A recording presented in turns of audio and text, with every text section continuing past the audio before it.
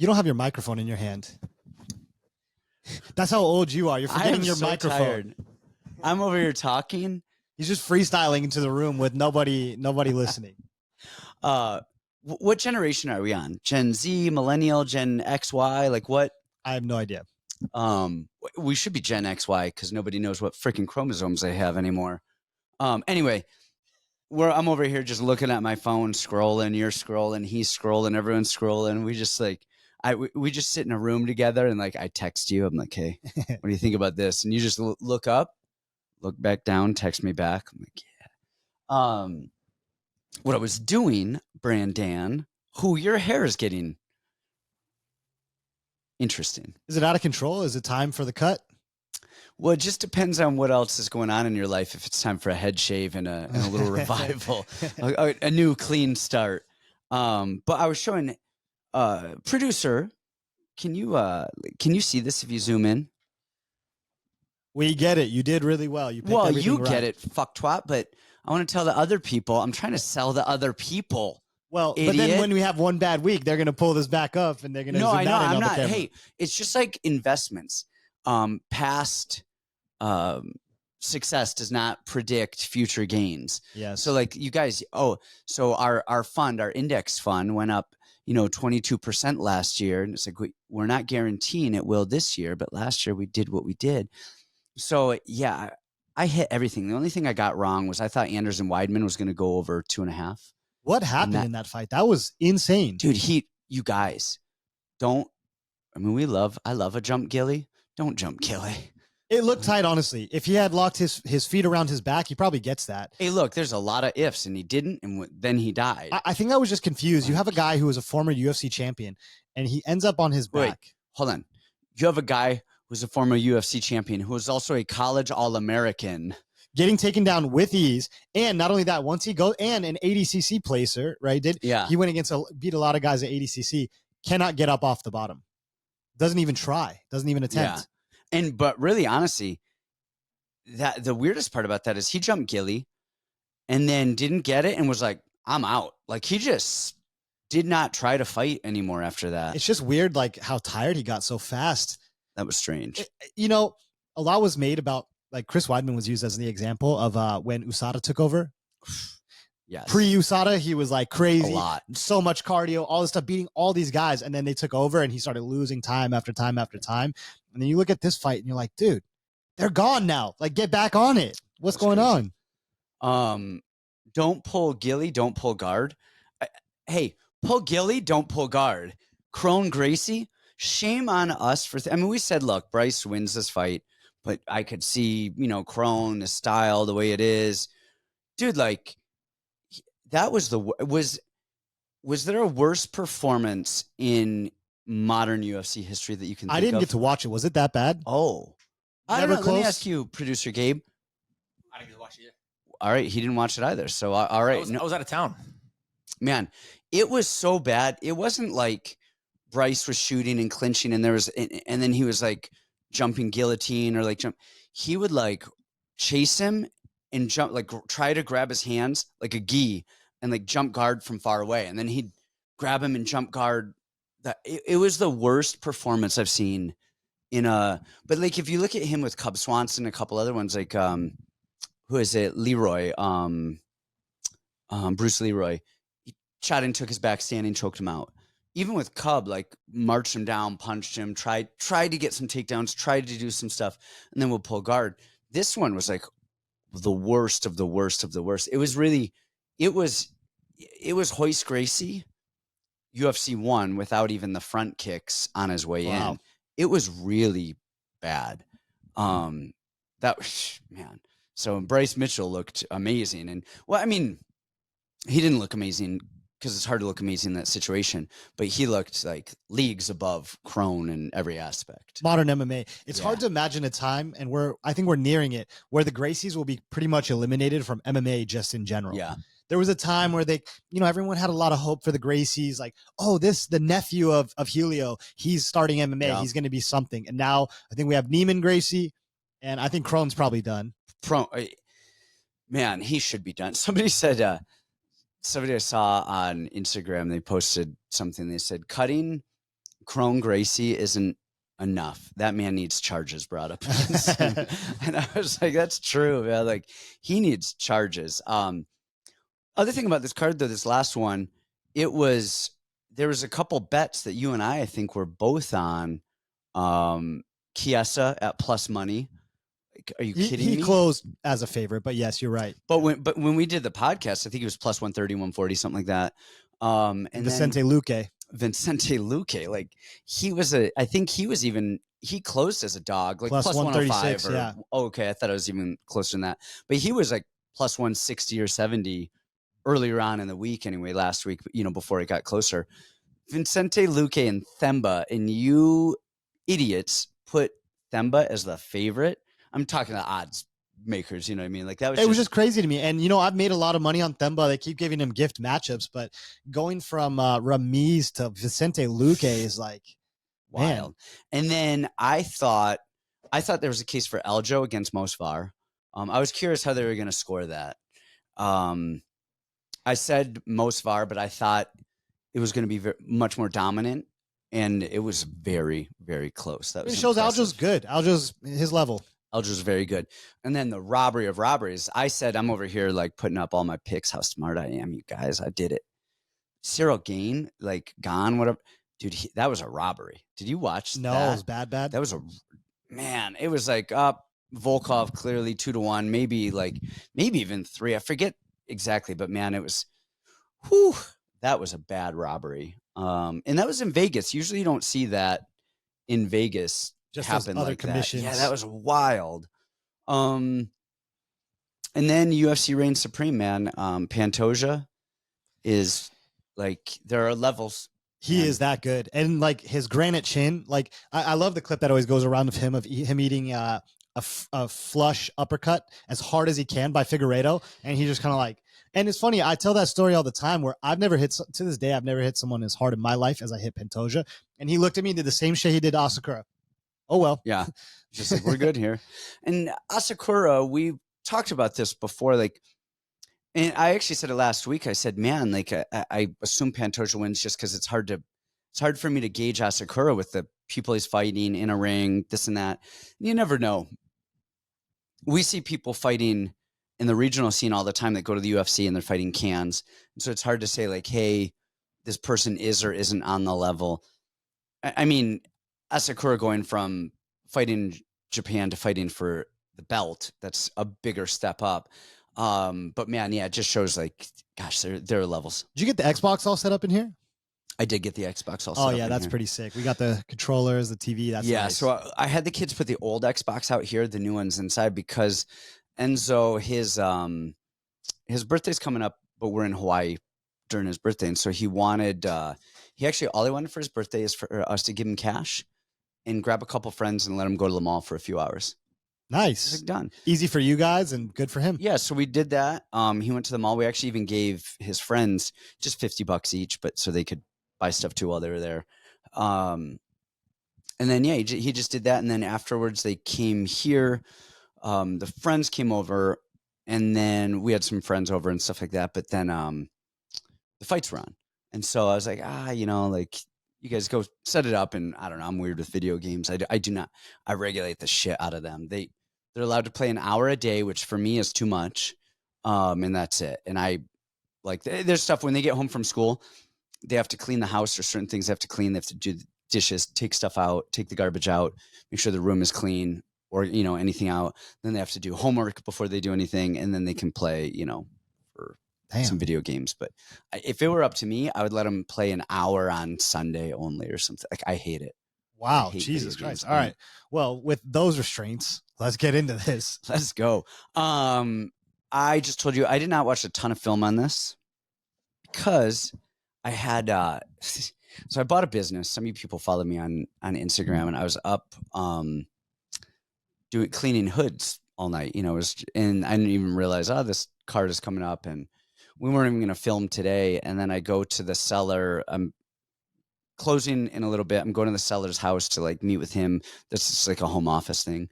He was going to show me some stuff, how he does stuff, and he forgot about the meeting, so he wasn't there. So I can't tell you how many times it's happened to me, like for just work, go to the appointment, and it's not there. You go, Oh, it's the worst. Let's talk some fights.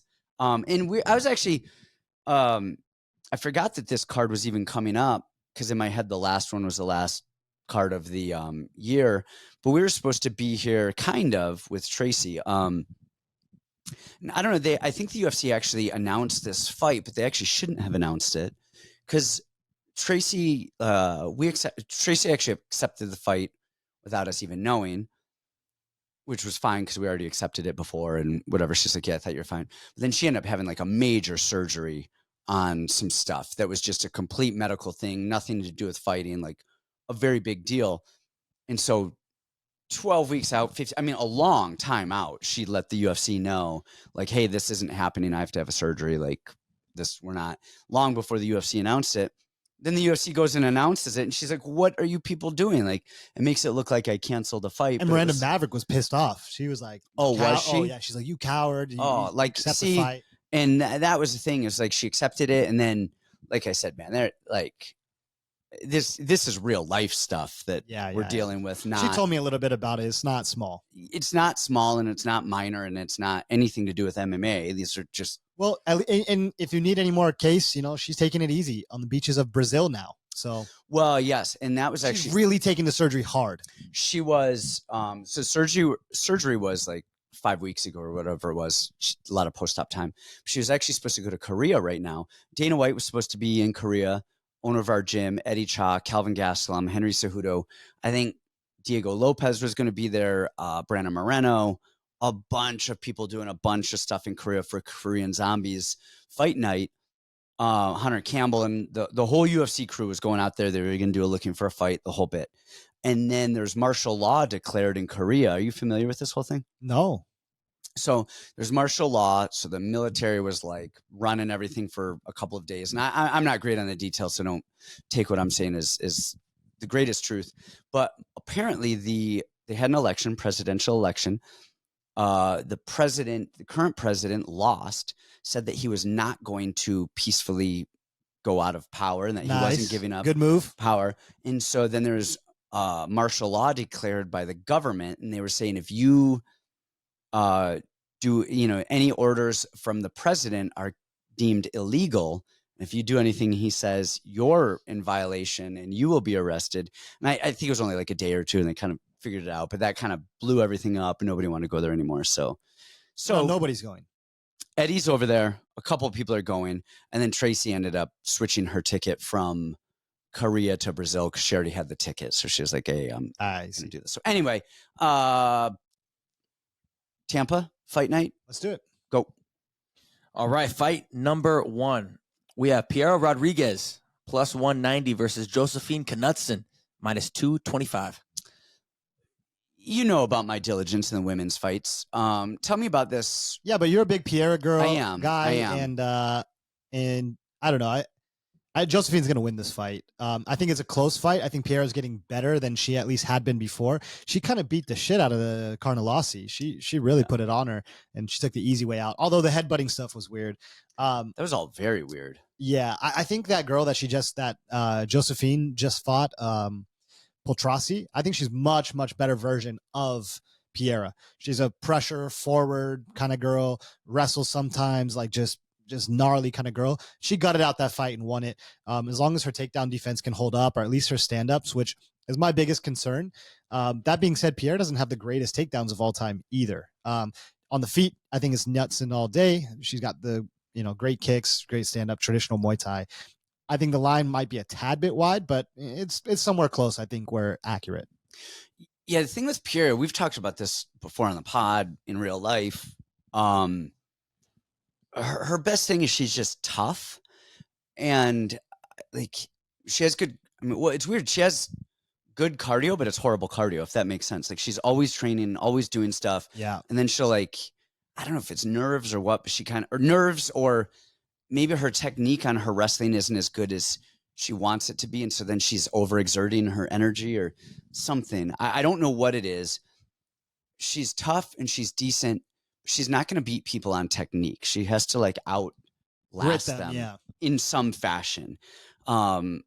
I don't know that she's going to do that with Knutsson or Knutsson. I don't know. Can someone tell us in the comments yeah, a somebody in phonetic the- spelling? Yeah, do we Knutsson it or do we pronounce the K? Watch, it's like Swedish. They're like, oh, it's pronounced Jorge. I'm like, what? It's called Josefine Thunder. Yeah, so I'm with you. I think it's probably a decision. Like you said, close fight. Neither, I don't know. Women's fights sometimes there's such a weird line because it comes up with the Jamey-Lyn Horth fight that we're going to get to in a little bit. Jamey-Lyn Horth is a kind of a Piera-ish type where she's just big and strong and tough and is just there and durable and won't die. But if you're not just big and strong and toughing her, like what does it do? Like if you actually have technique, you're going to win. So, Yeah. Okay, I'm with you. All right. Next, we have Davey Grant plus 105 versus Ramon Taveras minus 125. I like David Grant. I think he's great, but he's 38 years old. Okay, I was gonna say in this And- fight you like him. Yeah, no, like he's 38. Like he hasn't shown horrible signs of slowing, and even he just fought Daniel Marcos too. I mean, that was a good fight. And honestly, he got robbed in that fight. I had Daniel Marcos yes. there, and I thought he lost clearly. Yes, and so he's still active. He still does a lot with volume. He has the front kicks on the outside. Grappling is, decent and fine. He doesn't go for a lot of grappling. Look, he's the better fighter here. Gosh, he's slowing down and he's getting clipped. And against Taveras, who's a legitimately good boxer, and he does a lot of stuff well, and he's younger.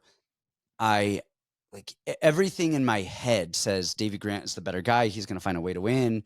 Taveras is not good, and I just can't seem to think that I think Taveras ends up knocking him out. If it was 2 years ago, there's no way I would say that. But at 38, at some point, I don't know. The age scares me. I think, like I said, I think Davey Grant is by far the better fighter. I think Father Time, it's scary. I don't know about he's by far the better fighter. I mean, it depends on what department you're looking at, right? If you're talking about the strength of schedule and career, legacy, and all that stuff, Davey Grant by a mile. But right now on paper, skill for skill, like Taveras is a really good boxer. He's clean with it. And you look at a lot of the recent matchups with Davey Grant, right? Davey Grant arguably beat Daniel Marcos. But Marcos is a jabber front kicker. And Davey is good. Davey is really tough. He'll stand in the pocket and throw in combinations, body shots, rip the head. And Marcos kind of was off his game the whole time, right? He couldn't get his flow going, his range going. But Taveras is more of a traditional boxer. He's honestly one of the better traditional boxers that I've actually seen in the UFC. Yeah. Davey Grant being so close with Yanez, Adrian Yanez, who I don't really think he's a boxer. He's a good puncher, but he's not a boxer. He's very square stance, counter, pull, stuff like that. Yeah, it's weird that they talk about Yanez as boxing so much in MMA. His hands are great. They mix up that term all the time. Yeah, like having good hands as a kickboxer is very different than being a good boxer. It's night and day. Yeah, these two things are not the same. Well, look at this weekend. So Randy Brown, or last weekend, Randy Brown is a good boxer. There's very few guys that are legit actual boxers in the UFC. He's a good boxer. Taveras is a good boxer. And I think that's going to cause a lot of trouble for Davey because I think Taveras is really comfortable on the inside. He's comfortable bumping, swinging back, counter punching. His hands are really, really fast. And man, he hits hard. I mean, he's dropped almost everybody that he's fought. He does play on the back foot a little bit, which is concerning, but he's a really good counter puncher too. So, I think you're right. The age and do you have something to add? Yeah, the only thing I'm worried about is not worried, but that is going to pose problems for Taveras is the kicking game of Grant. Maybe, but Saidi did that too. Yeah. But I mean, he'll throw those awkward, weird kicks. I mean, he's a really awkward fighter, but I mean, he's super effective. But Davey Grant is, and it's weird in his old age. I feel like he's getting better and better in terms of technically and being less awkward and more technically good. But man, he got old. Yeah, I think that Taveras is going to hurt him, unfortunately. Okay. Cool. Next, we have Miranda Maverick minus 455 versus Jamey-Lyn Horth plus 350. Is Jamey-Lyn? We just talked about this. Is she a replacement and not? Well, replacement for Tracy. Yeah. No, I know, but yeah. So that wasn't booked. Nobody else was booked for that before no, this. Okay, because that was far enough out that I would have thought that they would have booked somebody. You're not getting else. any short notice angle here. No. Yeah, like I was curious because Jamey-Lyn Horth just fought Ivana Petrovic recently, so I was like, whoa, that was a quick turnaround on things. So I was curious on that. I don't know. Do you think Ivana won that or Jamey-Lyn Horth? Did you watch that? I'm really confused how they even came to a Horth decision. Yeah. That's really confusing. So I really thought Ivana won that, and I don't know. So Horth, I mean, beat Haley Cowan, who we know, who is very similar to Piera Rodriguez, who just Did anything ever happen with all that stuff? Where has she been and her husband and all that stuff? That was a lot of stuff. Go dig into that. Yeah, sorry, not to derail the podcast, but Haley. That is interesting. Yeah. Her husband had a lot of he was what's the way to put this? He was putting together the Diddy parties at a gym in Texas. At a gym in Texas. And there was a lot of P. Diddying going on in the MMA world. There was a diddling by. She changed her name, deleted her Instagram, kind of went ghost, moved to Las Vegas. A lot of stuff going on. Oh, I know she was running camp in Las Vegas, but I thought she was just there because of the I don't gym. know, but she deleted her Instagram after all that stuff came out. So there's a lot. Dig into it if you guys are curious. But I was just curious because it is an interesting thing if you guys want to look into it. I don't know. She just fell off the map. So. Yeah. So anyway, but she reminds me of Piera, just very like tough but gasses out and just physical. She's so much slower though. Yeah. But I just mean in the like physicality realm, but kind of outlast people. Anyway, so I mean, Miranda has fought really good people. Everything that she does is a level change overhand. She's a southpaw, in that level change overhand, there's a few ways she sets it up. It's jab level overhand, jab level kick, jab level head on the outside shot. And so it all looks the same. And I actually appreciate that about her, that she disguises those things really well. But the thing with her, gosh, and we saw it with the Jazz fight, and it was like, all right, she did the same thing and ended up on her back again and again and again and again. And it usually works.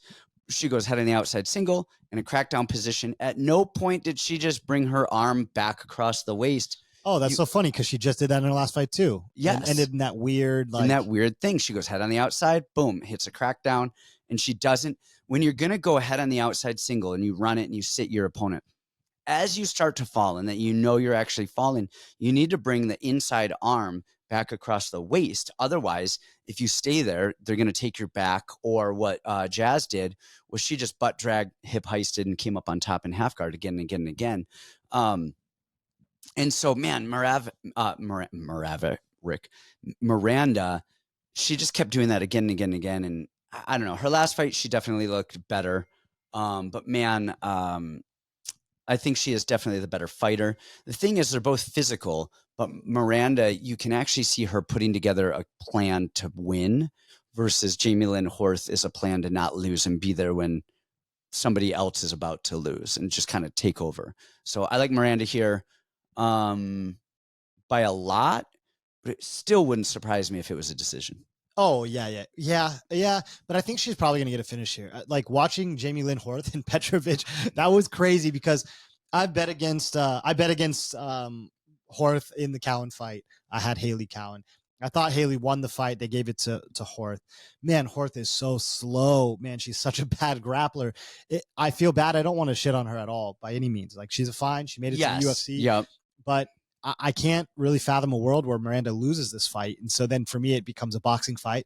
Is it by submission? I don't think she's going to knock her out. Horth is at least tough enough and big enough to like kind of last there unless it's a positional TKO.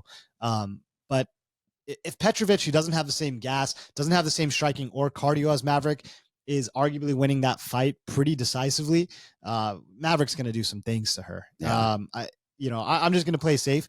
I'm going to look to add her to a parlay or 10 or 1,000 or whatever. Yeah. But I like Miranda. That's a good. What were the odds on that again? Maverick is minus 450 and Horth is plus 310. Gosh, It's a lot, but you can probably buy it down by going Maverick and over a round and a half or Yeah. something like that. That's one of those things, man. Anchor your parlay with that, but you wish it was like minus 350 or something like that. Like you just wish it was lined a little bit differently, but yeah. All right, let's go. Is the Miles Johns fight still on, or has that been canceled? Because I'm just not seeing a whole lot of lines on it. I haven't heard anything. Okay. Mhm. Well, I found one. So Miles Johns, I'll pull this up real quick. All right, next fight: Miles Johns plus 187 versus Felipe Lima minus 246. Let me see. Now you have me confused and intrigued. Yeah, it's at 145. Is it? Yeah, that's what it's listed at on Tapology. That's really weird. Wow. Yeah, so Johns is going up here, which I think Johns going up to 45 is never a good idea. Just But I thought Lipe was a 35er that went up for short notice. oh, was he against Naimov? Yeah, so this is not. Let me just double check and make sure we're not crazy here. Yeah, because right before that he fought Jonas Magard in Octagon at 135. Okay, And all his other fights, 130. Every fight's at 135 except for his UFC debut. Yep. And Naimov not even a big 45er either. true. I don't know. I mean, Naimov fought Malarkey at 55 and put a beating. But again, short notice. Yeah. Yes, Yeah, I don't yeah. think he's a I big don't think he's 45er. But I don't think he's a small 45er. I don't think he's making 35. No, exactly. That's what I'm saying. He's not a big 45. Yeah. I understand what I'm saying. Who do you got on this? Shit, this is a really tough one because Lima's really, really good. And I guess if there is ever a time to fade Miles Johns, it's probably now. He keeps winning against guys. We're like, I just don't, it's a close fight. People have thought really low of him for some time. And now Lima comes in. He's good everywhere. He can wrestle, grapples. His takedown defense is awesome. His striking is super slick, super clean. I guess if you think that Miles Johns got the crazy aura and insane aura and he's going to keep finding a way to win against people he shouldn't, maybe. But I think I like Lima here. He's just the better overall, all-around fighter. Again, the weight I don't think plays too much of a difference because Lima is a 35er who moved up. Yeah. And Miles Johns, it's weird. Why is Miles moving up? I don't understand. I don't know. Maybe who knows? Who knows what happened? Because he's not a big guy. I've been no. next to him. Like, I'm bigger than him. He's not a big guy. They list him at 5'7". He's not 5'7". He's 5'5", being generous. If we're being But awesome. let's look at Miles Johns. So he beat Cody Gibson. The Dan Argueta fight, that was, no contest, but we know Douglas Silva de Andrade, Vince Morales, John Castaneda lost to Anderson Dos Santos. And so, I mean, you're really seeing these, like, for lack of a better term, these mid UFC fighters or lower level UFC fighters where he's finding ways to win, but man, is it like really close fights that could go either way? His gas tank kind of just holds him through a little bit to the end. And like you said, then you've got, I'm trying to pull this back up. Felipe, he looked good against Naimov. His jiu-jitsu is great. And the thing is, John's usually wrestles. So John's thing is like stand there, hand glued to his head, and then swing big overhands into wrestling.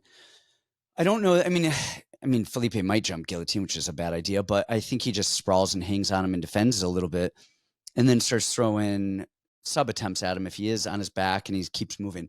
And I don't think Johns is going to want to engage in that. And then now all of a sudden it's like, okay, well, I have my overhand, and then do I try to get inside and wrestle, or do I stay outside? And I don't know that he's going to want to get inside and grapple.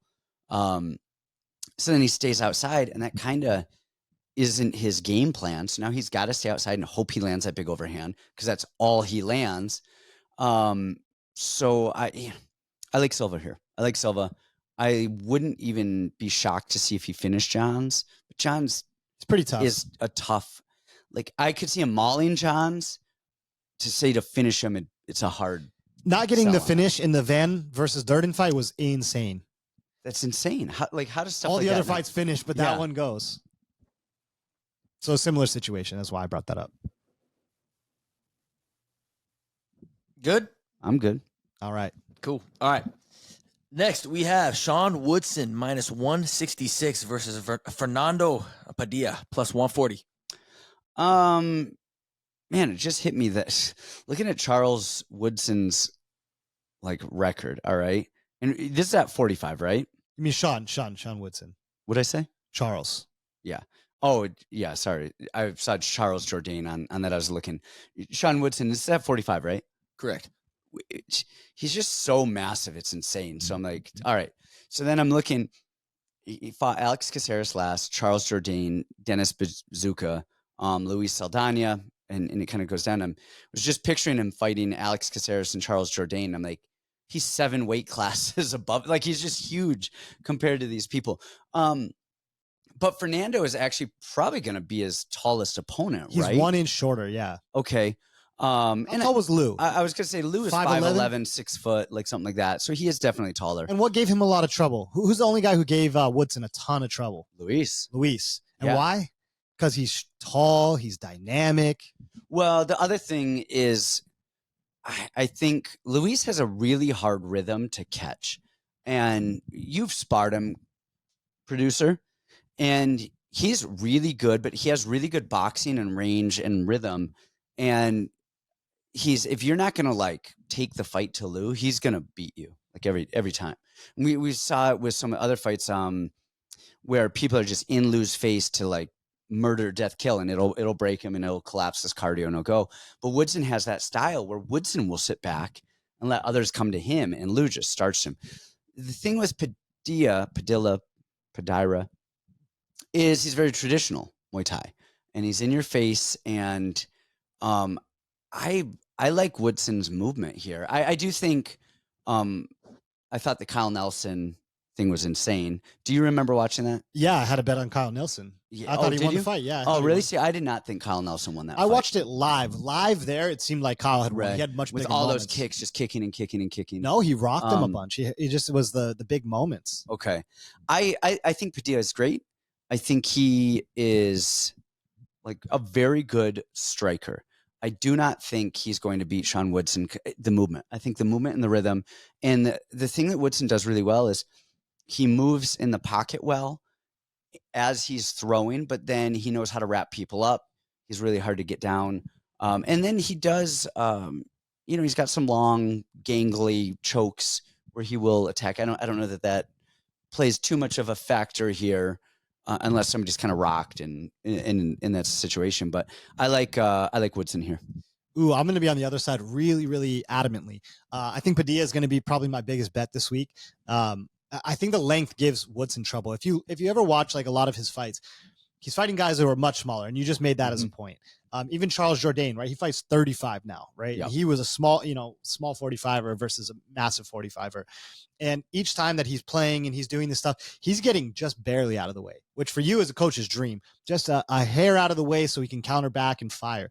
Now he's fighting a guy who's almost his same height, who's got a huge reach, who's just a really long guy. Not only is he a long guy, but again, we were having this conversation before. He's not a traditional boxer. Actually, he kind of is. He's like a Mexican style boxer. Mexican style. Yeah. High guard, walk forward. Which is actually kind of funny because the Mexican style boxer is very similar to a Muay Thai stance. Square stance, Square, high guard. moving, going. Yes. Yeah, it really is. That's Yep. why I was like, it's confusing. Yeah. But what I love about Padilla is 2 things. One, he boxes like Mexican style, and he's got hand speed and he's got big power. And the way that I see this going out is I think he's going to be able to touch Woodson a lot, especially a lot more than the smaller, the shorter guys. His power is much greater. And just honestly, Sean Woodson's reactions to things, like a lot of times he's throwing his arms down and he's doing kind of weird movements that make it seem like he's getting touched probably a lot more than he actually is. But I think Padilla is going to lay hands on him. I think he's going to hurt Woodson a lot of times. I think just the optics, too, of Woodson constantly backpedaling on the cage versus Padilla cutting him off and taking the center. That plus the volume, plus the hand speed, plus the power. I love Padilla in this spot here. Man, I'm looking at Sean Woodson's record right now. The dude has a good record in the UFC. He's 6-1-1, 1-0 in contender. He knocked out Terrence McKinney, there. I see what you're saying, and I mean, you're logically everything is very good. All of his other fights have been so close with people who are much shorter. Yeah, Jourdain is a little bit of a different animal, just in the sense of what he brings to the table. But I think he's made it work. And I mean, we saw him with the Alex Caceres fight. And Alex is long and tall and not nearly rangy as tall, well. though. No, How tall is he? 5'8"? No, Caceres is my height, 5'10", 5'11". I don't care what they list him at. And that's before the hair. With the hair, he's 6'6". But without it, I'm going Sean Woodson here. All right. Next, we have Joel Álvarez minus 395 versus Drakkar Klose at plus 310. Well, this fight happens maybe 2 years ago. I think Drakkar steamrolls him, takes him down, grounds and pounds, beats his ass. The Joel Álvarez we saw in the last fight, that dude's a force, man. He really is a force. I like Drakkar, friend of the show. I'm sure he watches a thing or two sometimes. I think Joel takes this one. His striking he looked like a new fighter in that last fight. It was incredible. Yeah, I like Drakkar. I just think, man, how does he get inside that massive range and body? And then the thing with Joel Álvarez is he is mean. If you do get in, you're getting a knee, an elbow. You do take him down, he is swinging elbows from the bottom. He has great jiu-jitsu, great chokes. So, yeah, I don't know. I mean, Drakkar is going to have to cage push to win this fight. He's going to have to get in. He does not want to box with Álvarez. You see the punches hurt him more these days, and he's a little bit slower. He's had a lot of surgeries. And then, yeah, I think the only way Drakkar could, depending on their game plan and everything going in, Drakkar could punch his way through and push the cage. And he's done that a lot. He did that with Bobby Green. He did that with Timur. He did that. Besides his last few fights, that was his MO, was pushing the cage and kind of winning these close decisions. I think that's going to be a really tough task to do with Álvarez. And I like Álvarez for the win. Even just tactically, Álvarez made a lot of improvements in the last fight. Yeah. He's not laying on his back. And you look at him, he lost to freaking Arman. That's it. Yeah, you can't. No harm in that. All right, cool. Next, we have Michael Johnson minus 185 versus Ottman Azaitar plus 154. Man, this is another one. We talked about Davey Grant with age and stuff, where you have Michael Johnson, who is amazing. He is so freaking good. It's unreal. His hand speed is great. He has one of the best jabs in the game. His takedown defense is phenomenal. Sorry, what were the odds again on that? You just Azaitar is plus 154. Johnson minus 185. Minus 185. Johnson is that good. He's amazing. He's so good. Skill for skill. Yes, skill for skill. The issue is he doesn't offensively wrestle almost at all, and he stands outside and he jabs. And then the other thing too is he's one of those guys who almost always knows how to lose fights that he should win, and not always, but dominating, and then gets inverted heel hook off of a guard pull and stuff like that, where you're just what the heck is going on here? Azaitar is not very good, I would say. It's weird because it's hard to even tell how good he is because he just goes out there swinging for the fences. He's just let's go full send, go, let's do it. Johnson is 38 now, and he is, I want to check his record really quickly. 14 wins, 15 losses in the UFC. Just beat Darius Flowers. Lost to Diego Ferreira. Man, I want to say Johnson here, but that chin is such a liability. I'm going Johnson. I think his chin can hold up. I think he can jab. I think he can win. And if Azaitar does get underneath Johnson trying to shoot or something, he's not getting anywhere. So I'm going to go Johnson. He is a better fighter. It's just that chin and his age and how much more does he have? Because he kind of thought he was out of the UFC a couple of times and they kept giving him more fights. And it was kind of all right, he's going to retire, and they just keep giving him fights. So Johnson, skill for skill, is a lot better. I'm going Johnson here. I'm going Johnson by far. I think the guys that he's losing to are much better than they are. It's just that the swinging punches of Azaitar and that chin. Yeah, but we had that same debate about Darius Flowers in his last fight, and he beat the shit out of Darius Flowers. He's just and actually he offensive wrestled in that fight. Yes, yeah, he did. That was the first time we've seen that in 12 years. But Michael Johnson's good. Honestly, I think he's evolving. To me, he's like a Sean Soriano guy. I know they trained together, which makes us even better. They're just such incredible strikers, and then just let us down time after time. But they're so good. Skill for skill, these guys are incredible. I already played Michael Johnson at minus 170. I really like that bet. It's in Tampa, so obviously it's close to where he trains and has lived Yeah. his whole life. I love Michael Johnson in this spot. Cool. All right, next we have Navajo Stirling -500 versus Tuco Tokkos +380. Give me a breakdown on this. I didn't watch film on either of these. Okay, so this is an interesting one. Tukos is he's a Killcliff ultra vet. Like he's the guy there again, just like a Michael Johnson, just like a Soriano, just like those guys. He's the veteran around there, which is weird because he's not near as good as those guys. Hasn't fought at the same level as those guys, but he is one of them. And then you have sorry, it just hit me. He's the guy that just like fell apart versus Umar. Yeah, Umar Sy. Yeah. That was a bad showing. But on a couple days. But this fight's going to be so different. I mean, Stirling is a kickboxer. The thing I don't know about Stirling is how is his cardio at a high level, and like I don't know. He's so slow to me. He's very precise, very accurate. He makes really good reads on his striking, but he's very slow to me. Not saying Tukos is very fast either. I just worry round 2, round 3. Tukos, if anything, he's not great, but he's a dog. He's gonna be there fighting for all 3 rounds for 15 minutes. He's gonna do what it takes. Here's my best advice. I think obviously it's just like Mansour, right? They threw Mansour Dusko to go beat his ass after Contender Series.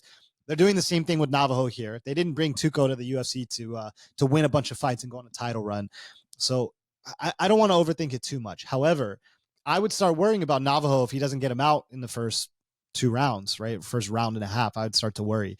So I think Navajo's going to win, but I would be really interested in a Tukos live bet probably midway through the second round. Okay. Cool. There's a lot of fights on this card. How many? 15? No, it says 13. I think I just counted them, but that's not that many. We're good. I know. It just seems like can't some of these fall off? All right, next we have Adrian Yanez +140 versus Daniel Marcos -166. The line here, do you agree with the line? Yes. Okay. I kind of get it, but I'm kind of just with the I mean, I could have seen it actually closer. I thought it was going to be like almost like a pick-em type of thing. So it doesn't surprise me, but I thought it was going to be very close just with how the Daniel Marcos fight, with how close that was. And a lot of people thought that, he did not win that fight. Which one? Not his last fight. Because he dominated his last fight.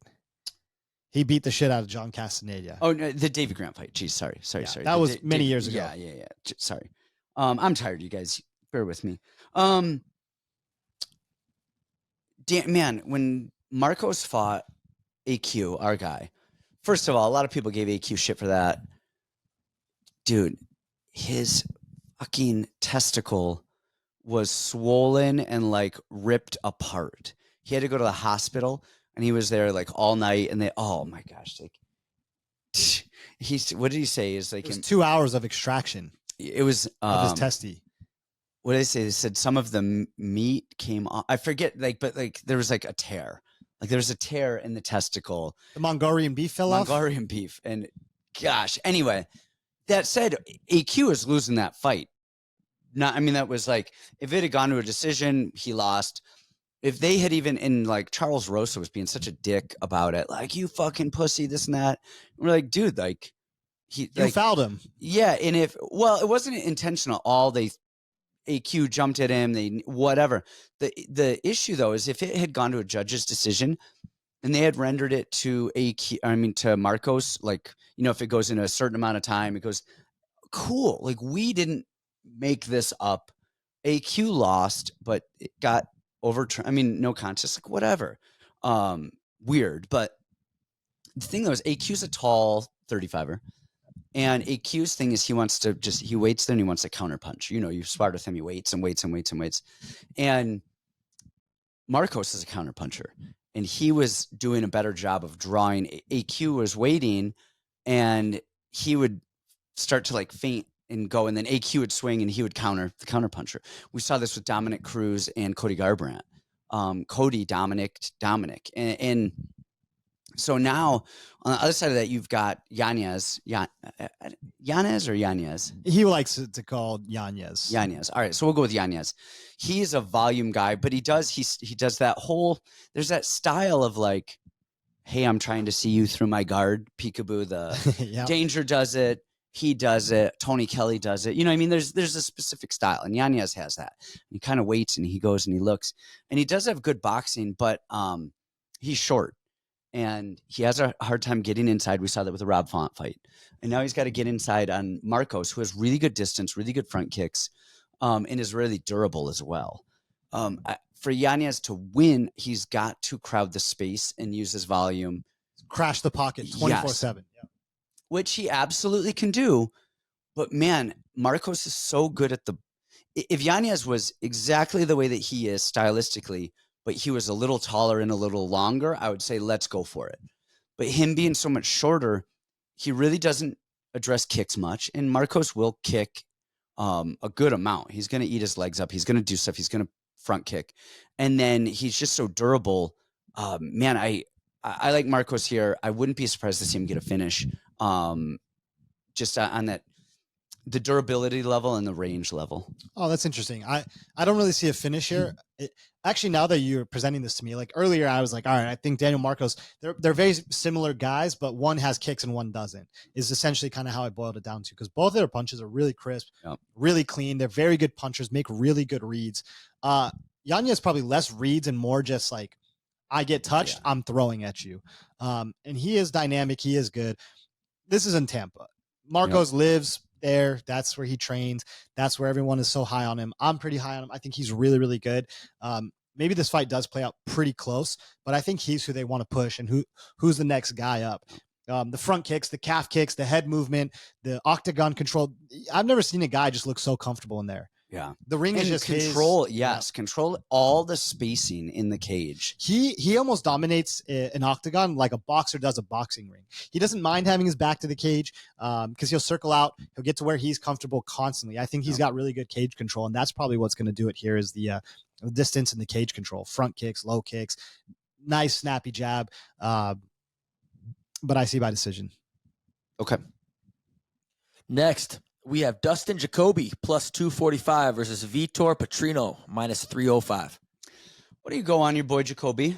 And then I'm going to pass on this fight just all together. Why is that? Well, you know what? If Jacoby had a better chin, I think this is a close fight because Petrino's takedowns aren't the greatest takedowns ever. And we just saw Anthony Smith, who's getting flatlined every other weekend, submitted Vitor Petrino. And I get that that's like, all right, it happened once and it's a fluke, whatever. Jacoby's got good takedown defense. His striking, he's high volume, lots of snappy jabs, lots of calf kicks. He makes good reads.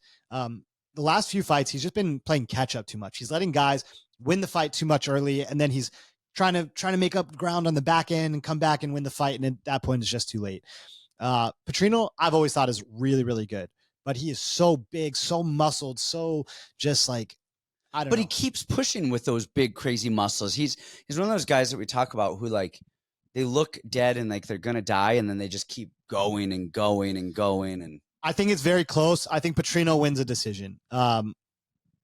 He's been timid in so many fights, and he's underperformed. I thought, like watching this guy in Contender Series. Remember, I was asking, like, when is he fighting again? He's so good. I think Jacoby makes a real good contest of this. I don't think it's a one-way traffic blowout. I think Petrino probably wins a decision here. Low volume, a lot of grappling, trying to get Jacoby down, a lot of fence fighting, wrist control, stuff like that. I think he ended up winning a decision.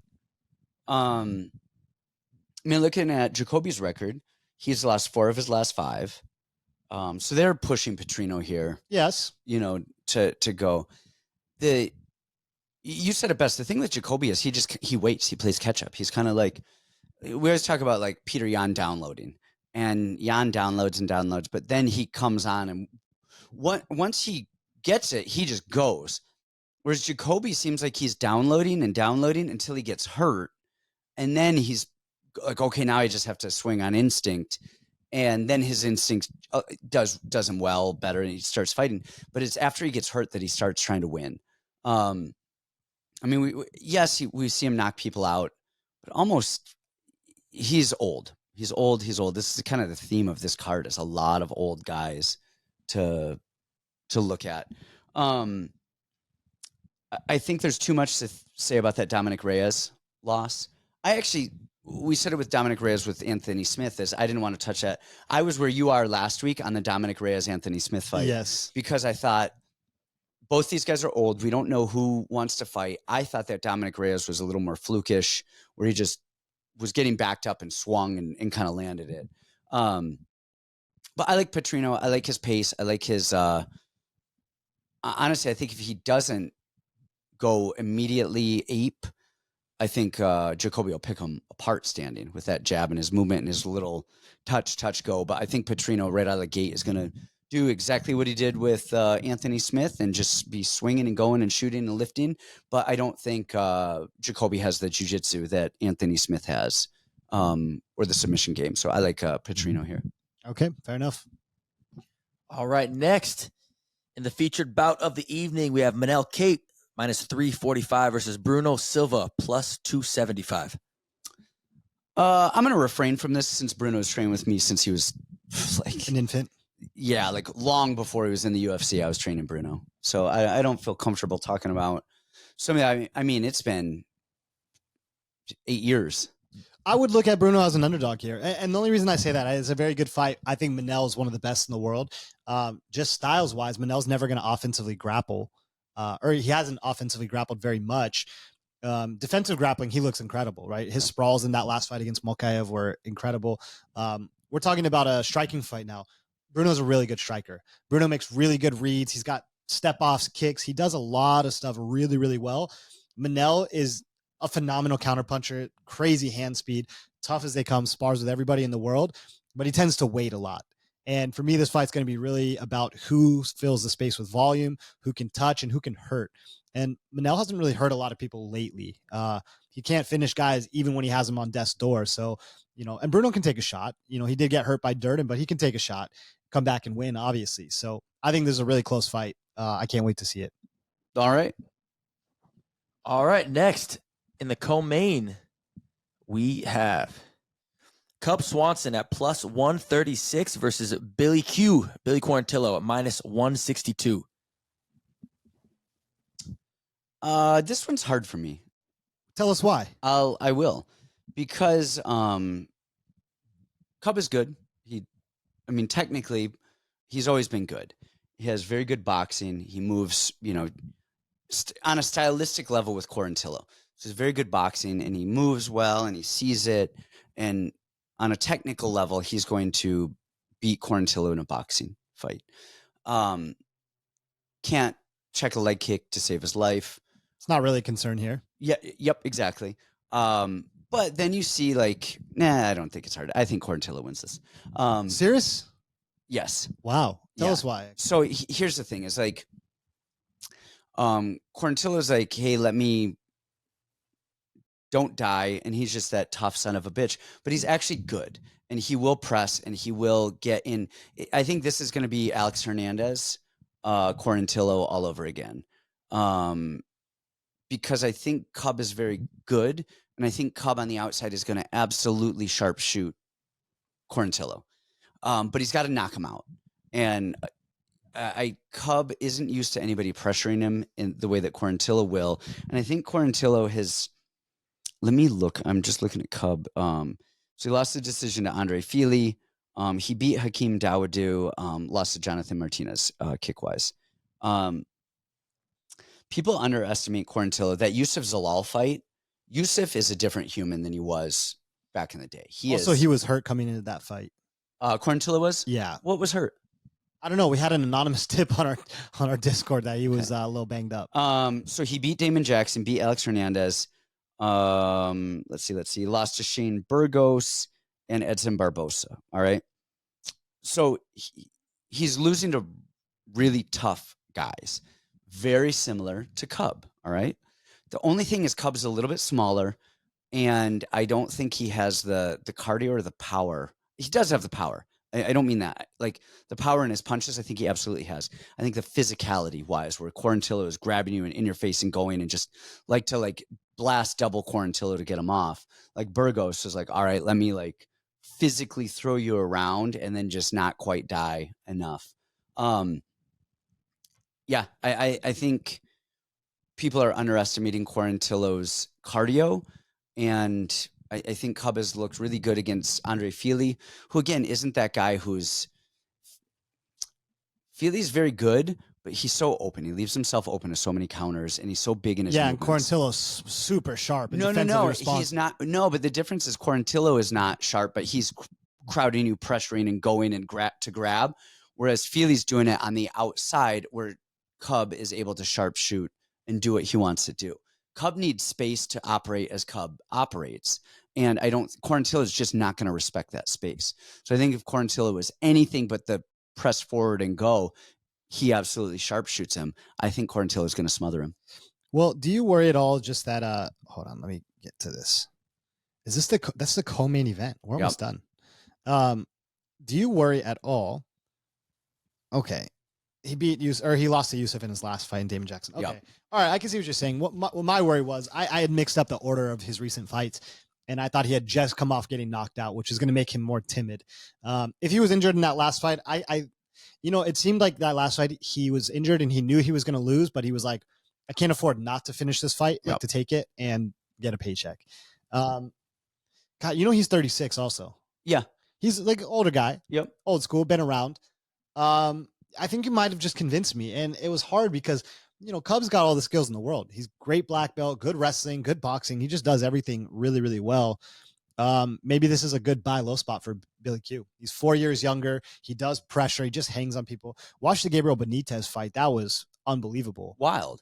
And look, Cub is a lot better than Gabriel Benitez, and he's a lot Is he different. though? I don't know that he is. I think he is. Gabriel Benitez is so much more of a kicker, whereas Cub is so much more of a puncher. And so they're very different stylistically. But that also means the ranges are much closer too. Yes. Yep. And that means Billy's going to be able to get a hold of him if he's in punching range. And Cub, for as good as Cub is boxing, he's never really controlled the range as well as you would need to with Billy to fight on the outside. And Cub's not a bump, shoulder rock type of boxer on the inside. He is a boxer, and we discerned between a boxer and a puncher earlier. And Cub can box, but he boxes from the outside. He's not like really close and tight boxing on the inside, which is not to say that he can't win that way, but it just means that he needs that space. And with that space smothered, I like Quarantillo to just smother people. All right, fine. I'm on Billy Q train now. All right, moving on to the main event and what's got to be the most low-key Colby Covington fight in recent memory. Thank God. I'm so sick of his act. Right. So we got Covington at plus 225 against Joaquin Buckley minus 278. Sorry, I'm pulling up this. I'm trying to pull this up right here so I can talk. That is insane to me to think that Covington is that big of a dog. And I get recency bias. He last fought Leon in 2023, who didn't finish him. But he didn't fight. Yeah, that's true. I don't know. I don't think Covington is going to lose to somebody who's not going to be a title contention fighter. Not to say that Buckley's not. I just mean like the guys that are like the Kamaru's, that like you win this fight and you're getting a title shot type of thing. I really like Buckley these days. Like I'm all about the Buckley train. I think I've picked him in. Let me just pull his record up. I am pretty certain I picked him in Stephen Thompson.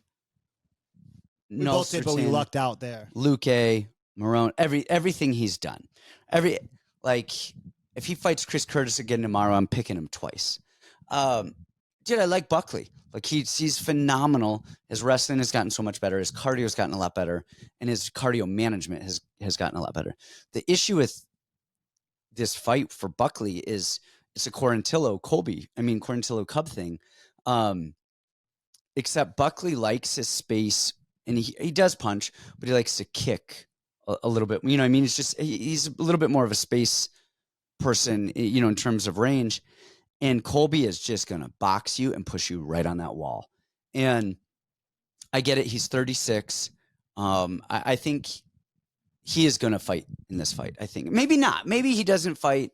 We don't know. But the Colby that we do know that let's take Colby historically. What does he do? He is in your face from the bell, punching, putting you right on the fence. And he does not stop. And he will take you down. You'll pop up and he'll do it 100,000 times. And I think that is this fight. And we know that he has the cardio to do that. And I don't know that we know that Buckley can withstand 2 or 3 rounds of that. Can he withstand 5?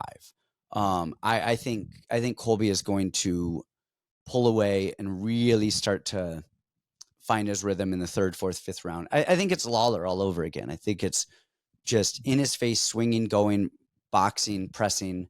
I think Buckley is a lot younger and more spry than Lawler was at the time that they fought. But I like Colby here, just volume and pressure. But how does he win? He doesn't throw any punches. Like, he's always won that way. He just punches his way into the pocket, into the clinch, and just either will hold you or he will go take down you, pop up. I actually wouldn't be surprised to see him if we see some vintage Colby in terms of his wrestling and takedowns going, because I could see him getting the takedowns, and Buckley comes up well, but Colby does something beautiful. We talked about it. I teach it. I call it the Colby. Like, he gets a takedown, gets on top, and what happens, he throws a hook in, and everybody builds that base and they go, and Colby throws a short choke. All right.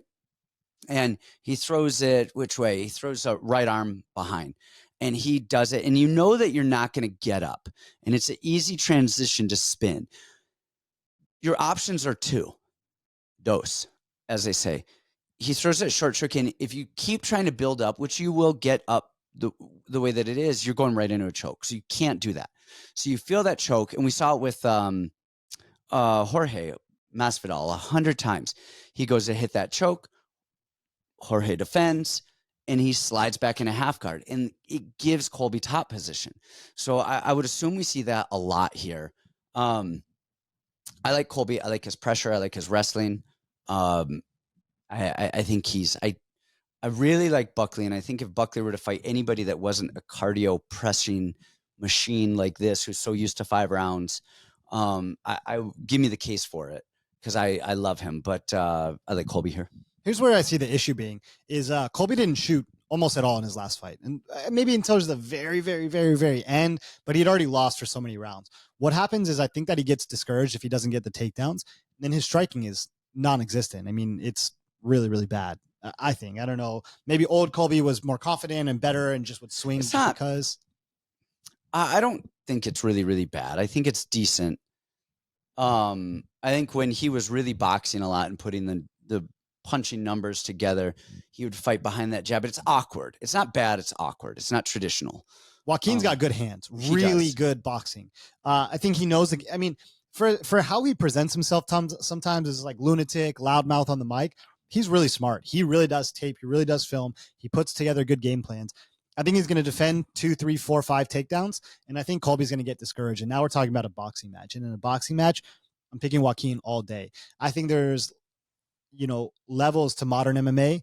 I think just like, we're going to see the old school versus the new school, old criteria versus new criteria. Joaquin can wrestle. You ever watch his fight with Logan Storley? It was crazy. The scrambles and the things that he was doing was really, really nice. Logan's a much better wrestler than Colby is, at least on paper. Is he? Yeah. Colby's I think JUCO national champ. Wasn't Logan Storley a D1 national champ? Was he a national champ? I was going to say Colby's a All-American from Oregon, D1 All-American. But I didn't know Colby. Man, we got to look that up. I'm pretty sure Logan won. He's probably very close, but maybe Logan. Look that up, because I'm curious about that. Now we need to know. Yeah, look that up, because I want to see. Now, one thing I want to say with you said the judging criteria, okay? So we're looking old school versus new school. We absolutely are. But we are not in New Jersey. We are not in Las Vegas. And a lot of these people, I think, are going to put a lot of stock in takedowns and cage control more so than they would like a Vegas type of situation. Vegas, you get a couple takedowns, you control. You don't finish somebody for 4 minutes. They get up, punch you a couple times. So they'll give it to the person who landed the strikes. In these other places, I don't know that you're going to do that. Colby is also a Florida guy. He's hanging out with Trump at Mar-a-Lago, like, and you're in Tampa, the most Republican part of the state, the fans are gonna go nuts every time Colby like lifts his eyebrow. Those fans are going crazy. This may as well be a France card, and Colby's waving his French flag. All right, Logan Storley's a 4-time D1 national, or I'm sorry, All-American. Okay, yeah, 4-time All-American. okay, At so Minnesota. So I mean, again, on paper, yes, that is there, but I don't even know. Like, I'm actually curious. Like, if you have somebody who's like a 1-time All-American versus a 4-time All-American, it's like, well, I actually wonder who. I mean, of course, accolades. You know who was better the previous 3 years, but like, yeah, because there are JUCO guys that can hang with the top guys. But that being said, I think 4 years in a Minnesota program makes you a better wrestler than 1 year in a D1 program. Absolutely. It does. All that just to say that Joaquin, he knows that the wrestling is coming. Yeah. He knows. I do worry about the cardio just like you. Actually, I think Colby 4-5 submission might get interesting. I don't hate that. I think Colby's going to run away with it in round 3, 4, and 5. All right. I'm going Buckley. You're going to go Colby. We'll split the main event. One of us will be a winner. And then we both win. Last card of the year. Last card of the year. Is it the last? Are we sure it's the last card this time? Kamala, you can have the rest of the year off. Happy New Year. Kamala, vote for Kamala. Vote for Camuela. My son, did I tell you that Enzo was like, I need to call him Kamala. And he lost. All right. That's it. We have nothing. I'm tired. I need to go nap.